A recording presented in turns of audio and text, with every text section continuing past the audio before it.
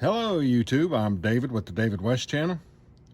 Let's take some big wet white oak, turn it into some small wet white oak, and then we'll ferro rod ignite this sock and see if we can get it to burn.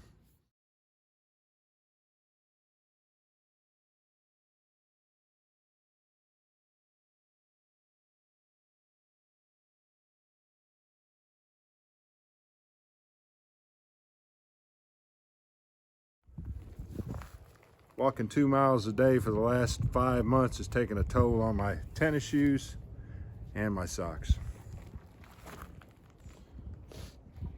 Keychain ferro rod, Stanley 10-049 pocket knife. Let's see if we can ignite it right there where I wore that hole into it. Now this is not 100% cotton, but that's all right because polyester and rayon and nylon, all that's going to burn a whole lot better. It's going to be intense like that plastic bag we burned yesterday.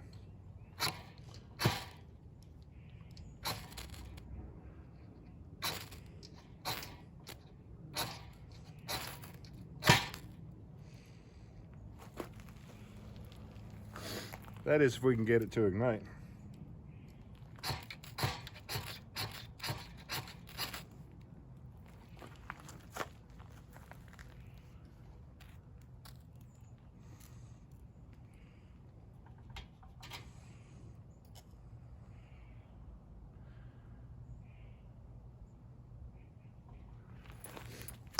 All right, I got some powder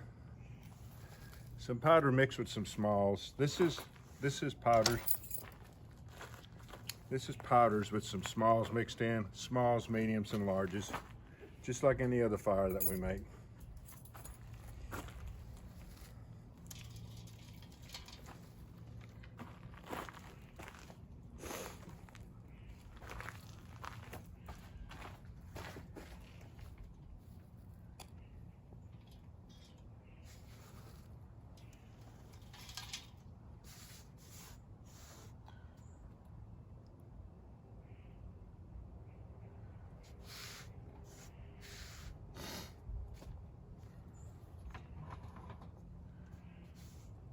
I'm going to turn it towards that wind right there.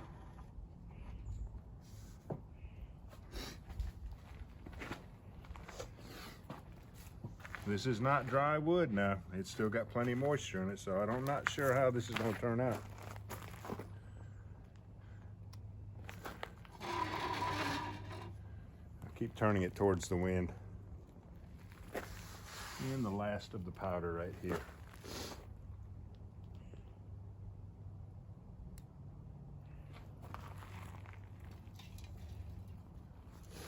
Let's give that a chance to catch.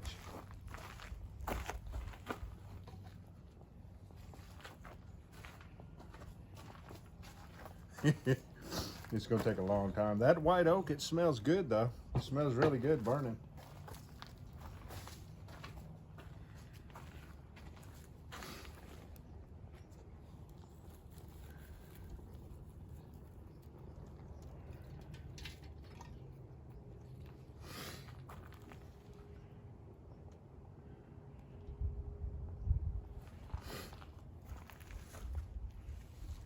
Turned out to be a beautiful day.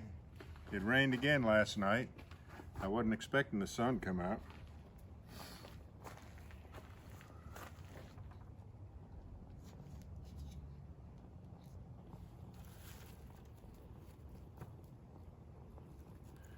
Well, you can hear the man-made materials sort of melting in that sock, sort of sizzling.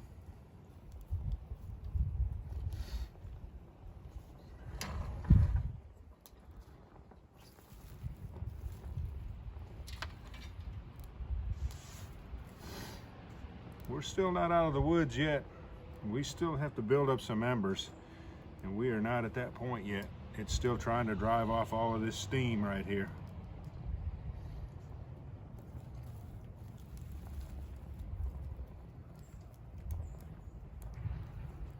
We'll take our time with it.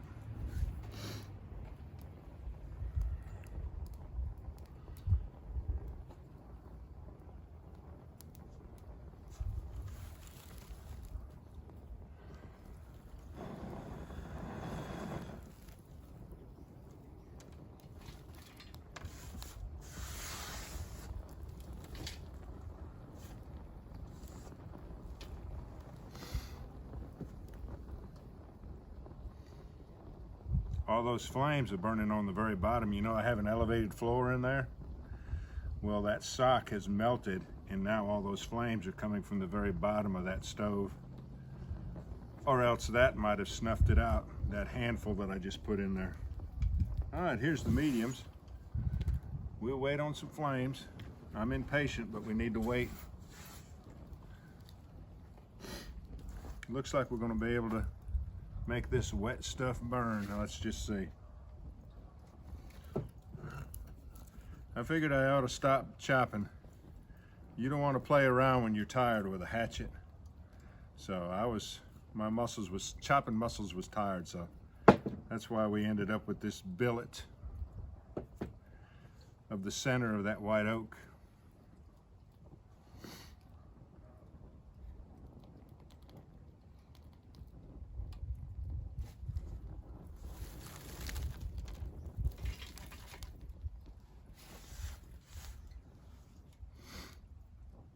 It's about got all the moisture driven off from that. Let's let it get good and hot before we put any more on there.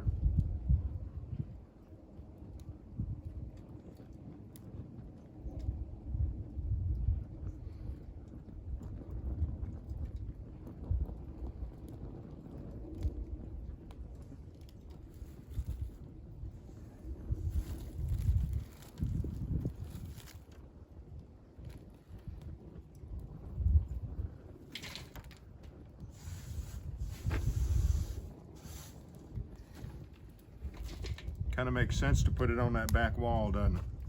Because you can leave this open area right where the wind is coming in.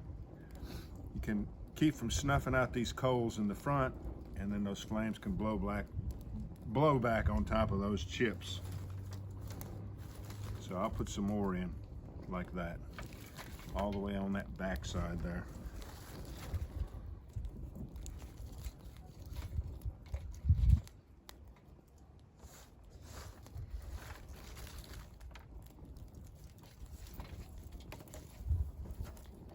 You see how airy these big chips are? That's going to be better.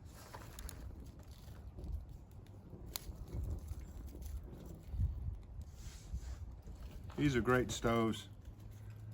If you haven't built you one yet, you need to go to my Hobo Stove Builds playlist. It'll be in the description and at the end of this video. And you can just pick one of those styles out and go ahead and build it.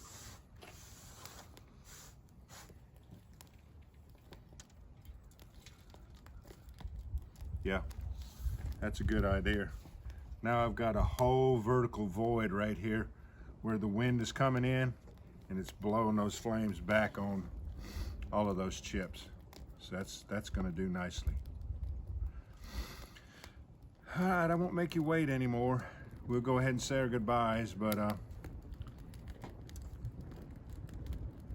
when we get a good burn and good flames out of it, I'll go ahead and cut away and cut to that bit of film.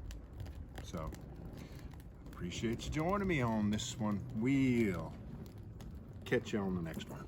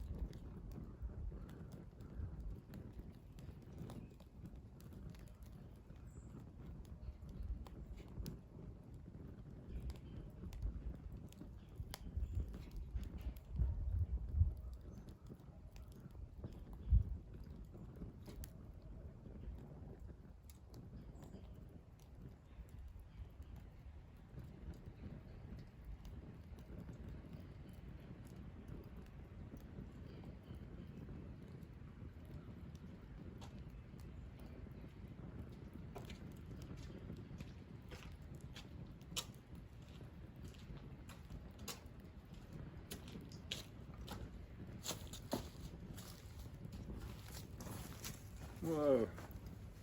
She's doing her thing now that I put my stuff away. I can turn it towards you now.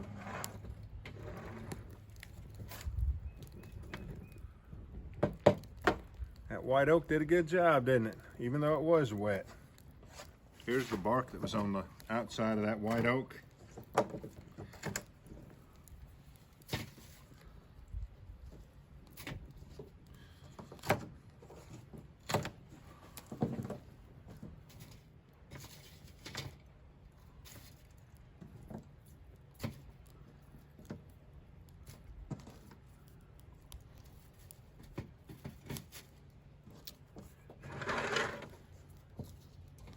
Let's see if we can get that wet bark to burn at all.